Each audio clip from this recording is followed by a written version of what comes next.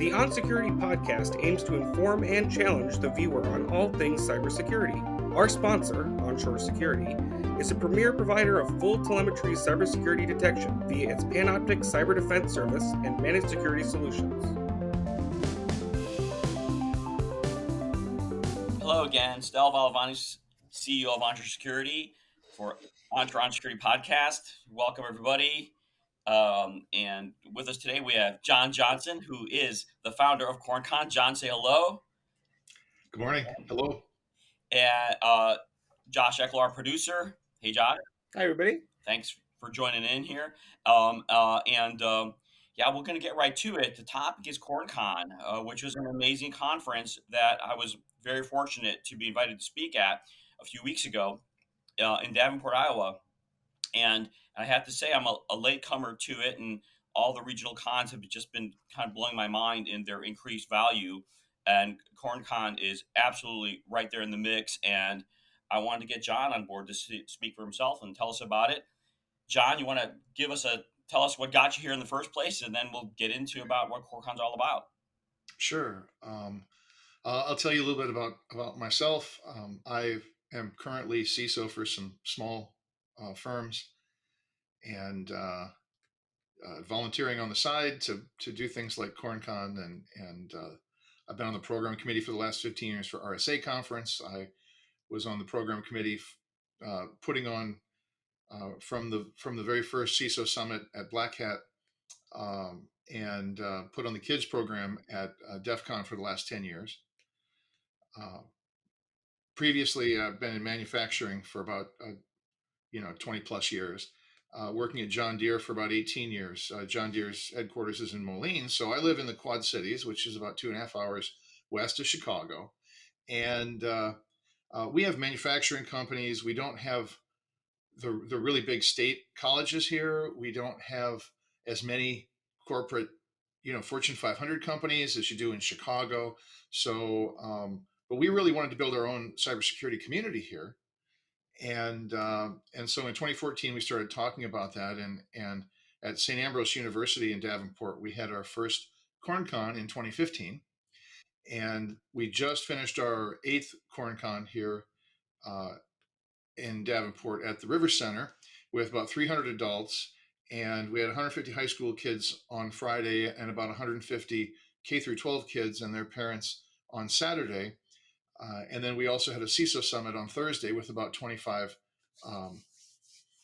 CISOs representing some municipalities, local companies, colleges, and some large Fortune 500 companies from Chicago. And so it was a 3-day event that was very busy, but a lot of fun. And I think we've built a pretty great community here with CornCon. Well, tell me more about the agenda. Like, what are the things? I mean, you're involved in big cons. I mean, what are they lacking? Other than locale, and what kinds of things that you wanted to make sure happen with CornCon? Well, I think that we're probably seeing more people, maybe with post-pandemic, who are interested in regional conferences. And the big conferences in Las Vegas and Chicago, San Francisco, which is RSA, have pros and cons. They're very large. Getting a hotel room is $400 to $600 in San Francisco. When the hotels are short in Chicago, it can also be very expensive. But San Francisco is just traditionally, other than about 20 years ago, the prices dipped down below 200 and weren't too bad for a couple of years. But it's very expensive. There are a lot of logistical issues. It's huge. You can't see everything. A lot of people get a lot of value from those conferences, from the networking and the external activities. I put on a Scotch and cigar party, and we had over 200 people this last year at RSA. And, so these are really meaningful events where people get to see people that they rarely see. So the big conferences have that value, but I bring in, just my friends who are excellent speakers. I have a great network of friends, having been in the industry for 30 years. And, I know that they're going to come deliver great content. And so you see some world-class speakers who give keynotes at RSA and Black Hat, and they're here in Davenport, Iowa. And it's just a short drive from the Chicago suburbs. So um, I'm really glad to see that we're back on our track of growing. I expect that we'll add another 100, 150 attendees next year. Mhm. And, it's a really fun event. But um, the, topics from forensics and diversity and inclusion and a lot of risk management, some very technical topics like Bluetooth hacking. Um, I even gave a presentation on do we live in the matrix? And if we do, can we hack it? Right, with Which Parker, was right. kind of a play on our theme this year, which was the matrix theme. We try to have an interesting theme for those who want to come to our conference and cosplay. Well, tell me more about the audience now. It's diverse in age, whatnot. I can't imagine that wasn't deliberate. Yeah, we definitely have uh, drawn upon the local colleges, and so we get college students. We really encourage that. We give free tickets to the high school students if they want to come, because we really want to encourage that, and we understand that they need a little bit of an incentive. Um, and I think that there are a lot of presentations that are very accessible. Win Shortau gave a presentation on his career, and it was just great. And I don't think that he swore too often, but at least Win's good about putting $5 in the EFF kitty every time he swears. But I think that the audience is also seasoned professionals. The speakers I consider an important part of our audience. They're seasoned professionals and experts in the field. We have researchers and then other communities, the security communities from Des Moines and Chicago and Kansas City and St. Louis uh, that participate. And we have villages. So we bring in Tool to have our lockpicking village. We had a company it was starting up a virtual reality village with VR and AR and looking into all of that and hoping to grow that next year, hoping to grow what we do with IoT and OT into a more mature village this next year with more hands-on activities, 3D printing, and a lot of different village activities. I really want to grow the villages next year because I feel that the hands-on aspect is important. Yeah, and then it gives you more, more things to do in general. But yeah, hands on. I saw there was like a maker lab kind of set up in the other space across the bridge there. What for the high school students, right? What was? Can Well, you describe that? we had the high school students in a competition, a CTF, on Friday. So about 150 high school students and their chaperones show up in buses at 9 in the morning, and we go until after lunch, provide them some pizza, and we have a panel to talk to them about what a career in cybersecurity might be like. With we have a very diverse and inclusive tent, and you can find a lot of companies out there that would love to have your talent, and you don't need to be a coder or highly technical. On Saturday, we have the K through 12 STEM event, which is our hacker camp. We call it the Children of the CornCon. And we typically have over 100 uh, K through 12 students that show up with their parents. It's a requirement that the parents stick with the kids. We're not a babysitting service. And it's really great to have the parents and the kids work together on activities. And the parents often walk away having learned something, which is really cool. And so that's really fun because uh, we have an electronic badge this year that uh, required soldering. Let me grab my badge. Oh yeah, yeah. Oh, I got mine here too. And so it's a really this. I spent a lot of money. This is a high budget conference for a little Iowa conference. But we have our. Oh, you have yours. Yeah, I have an electronic badge. We can't hold them to the screen, and they have an antenna so that they can um, connect. and then that will unlock the next level of this video game that the kids and the adults both get these. This I have the volunteer red badge. You have a black one, which is for the speakers, but we also had them for the kids and for the VIP ticket holders. Oh, is this a forever And then I badge think thing? we Black? Does black badge mean forever? that No. means that you were a speaker. Okay. We Okay. don't. We haven't had a black badge, but we do often give door prizes of free passes for the next year at our closing ceremony. Um, so it was really cool. This was, I'm not going to say how much it cost, but it No. did come in at the last minute, which was a little extra in the shipping cost because of the supply chain. Sure. A lot of these, components come from China, and you've got to make sure that you don't get counterfeit parts. They all have to show up. They all have to get soldered.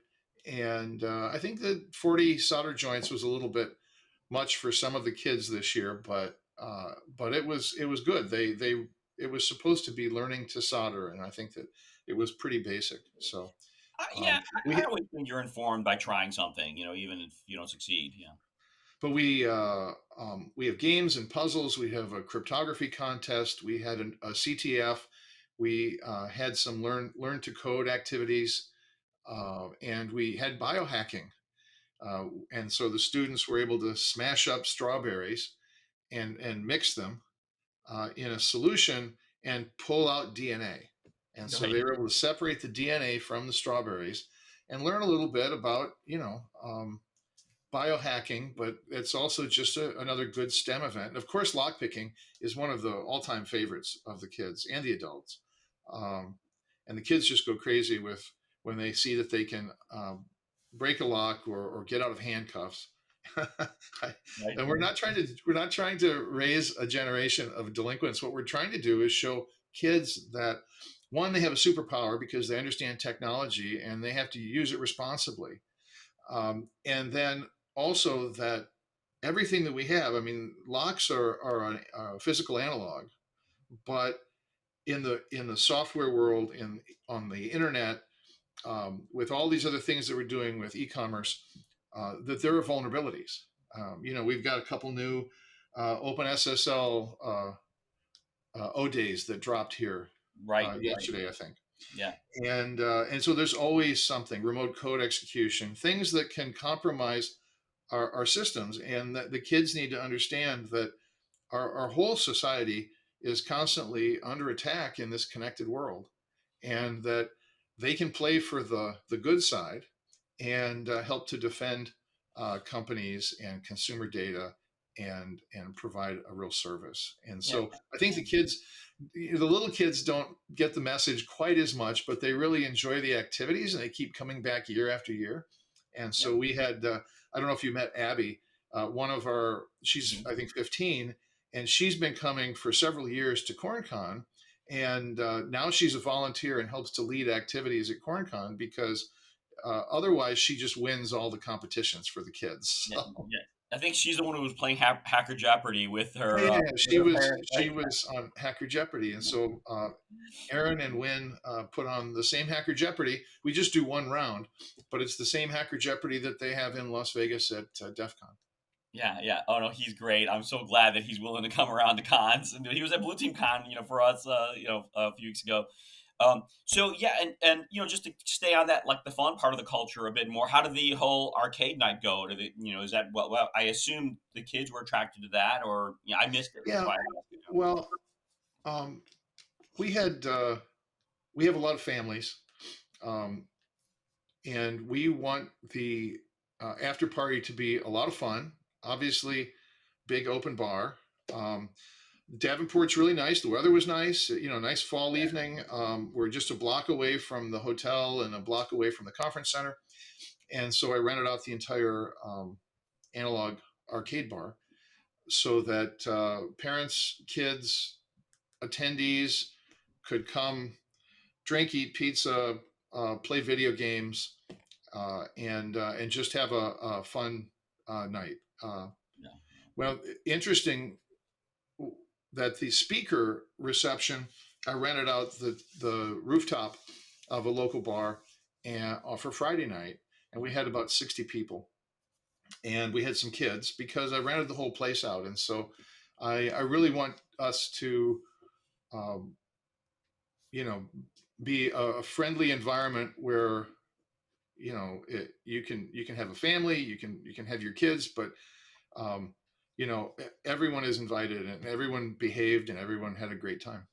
Oh, yeah. That was my favorite part of the whole event, and in general, I feel like whether it's the big cons or the local cons, who I think succeeded in more, to allow for these connections to form, and hopefully they're kind of lifelong, career long, and they're informative at a bunch of different levels. That's what I'm getting out of it. And I get that's part of the agenda, and those events, those gatherings, do that. Has the agenda changed over time? Is this like your vision completely being fulfilled?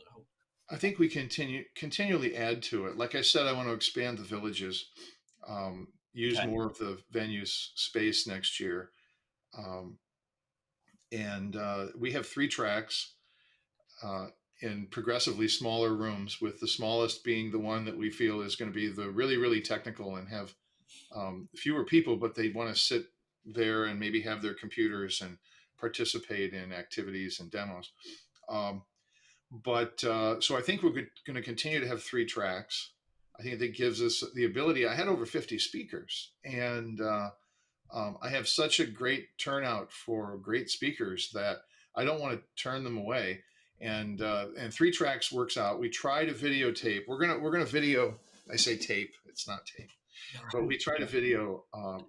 We try to record all of our presentations best we can, and every year we get a little bit better. I think the audio was good this year, but we had some issue with counterfeit SD cards. Talking about supply chain issues. Yeah. The kids program was something that we wanted to do from the very beginning, because for a few years I'd been putting on the kids program at DEF CON, and I realized we can do something with the schools, with the college students, with the young kids, and we want to get them really excited about cybersecurity, hacking.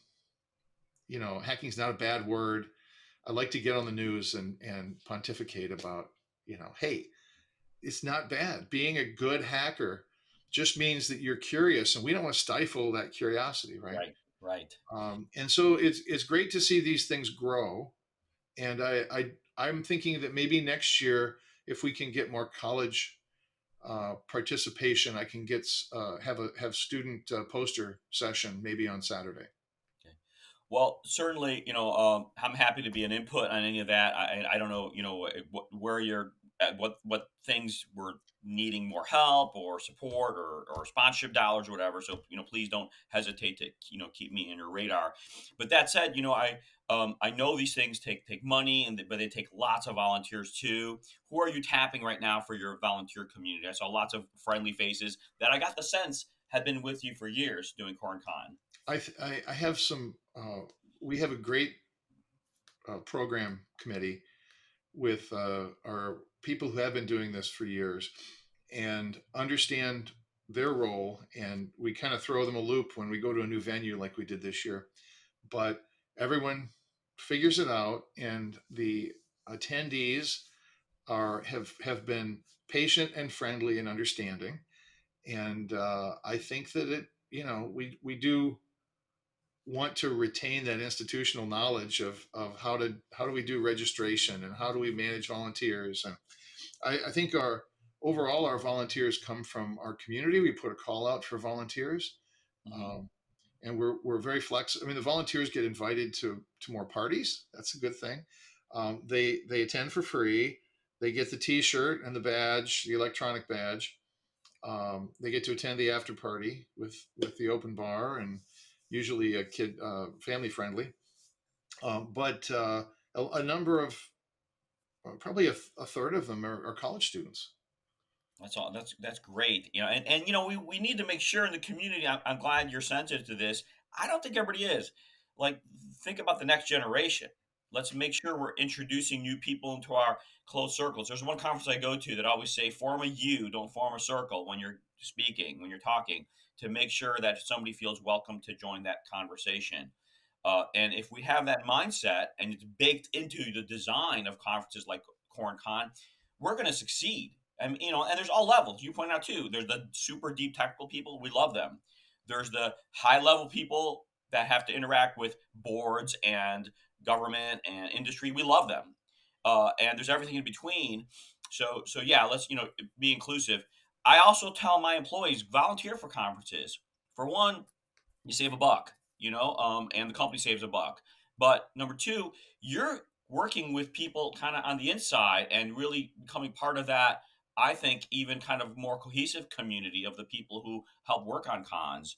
So I really encourage it, and our listeners, please. I mean, I assume John, you're happy to get volunteers coming at you Oh, sure. from Oh, all sure. over. Yeah, We put a call out for volunteers in the spring. Our conference next year is going to be October 5th, 6th, and 7th beautiful. in Davenport. And our website is corncon.net. Um, I will say that we do activities throughout the year through my nonprofit. And so I formed a nonprofit because what you're saying about Yeah, building community, networking, career development, all the way from getting young kids interested in a potential STEM or cybersecurity career to helping students get internships, find mentors, be successful in whatever training path they take to get to cybersecurity, which doesn't have to be the traditional college path. And then getting the thank you. young professionals engaged and retained and, and to feeling a part of the community all the way through the senior executives who need to learn to manage better and to be mentors and to be role models and to give back to the community. And I feel that giving back to the community, being a volunteer, attending conferences, networking, expanding your network, that's value to you and your company, because when something happens, you've got people that you can call. You build lifetime relationships, and you're connected and knowledgeable about more of what's going on in the industry because of your circle of friends and their circle of friends. And I think that everybody in there are there are bad eggs everywhere, but we've got a really great carton of eggs. We've got good people in cybersecurity, and they tend to be friendly, they tend to be open. um, don't be a jerk, right? But if you're cool and you're nice, and we have people who are just all over the spectrum in security. um, it's a great community, I think. You and I are both, science people. Comes, it's just cybersecurity. I'm not as accomplished as you are on science. I switched tracks and got into the, what our tech business side of tech, much earlier. But absolutely, I see what you're saying, and I love this community. It reminds me a lot of the open source community of the '90s, to be honest with you. So, there's another shout out. Congratulations, John, for another a successful CornCon. Please keep them coming. We'll Yeah, love to be in Chicago more. I love how much Chicago friends. I want to connect with all those other communities that you're attracting.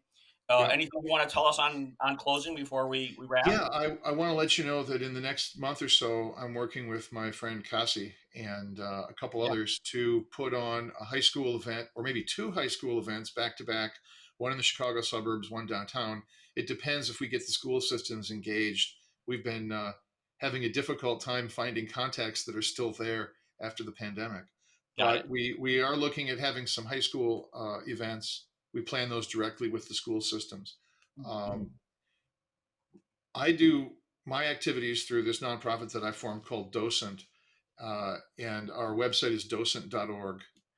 We're a nonprofit. We're a charity. We try to do educational activities with the K-12 students, STEM activities, cybersecurity and emerging technology webinars and things like that. So I'm hoping to have a lot of fun activities. We have April 22nd. We have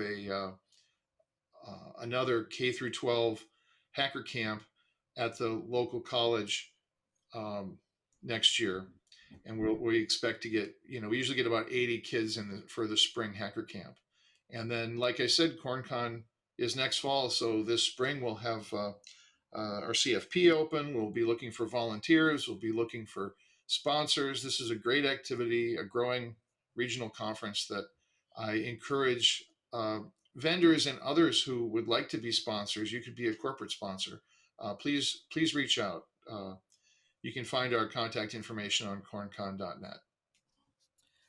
Wonderful. Well, thanks, John. Thanks, audience. Thanks, Josh, our awesome producer who just nails it every Thanks, time. Oh, guys. yeah.